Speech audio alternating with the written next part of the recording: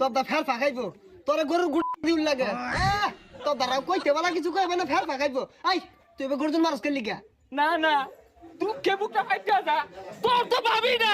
হ্যাঁ পুরিটা খায়ার খাইছে লাড়ি মারলি তোর বইয়ের লাইমুক আছে আঙ্গুর বইয়ের মুখ নাই আঙ্গুর বউ খাইতো না এ তোর গরু কই গরু বাজার তুই বেচাল পাইস না এই খবরদার তুই ঠেঙ্গি লাইস না গরুর জায়গা শুনই যেহেতু কথা তুই লেহাছস গরুর ঠ্যাং সাইড দিয়া ভাই আমরা সাতটা এই বাঘটা হইরা হাল কে বুড়ি দে তোর বই মারে না ওর খাইব লাগবো খাওয়া পড়া সব টাকা কিচ্ছু দিউল লাগতো না যা না না সেটার কারণটা কি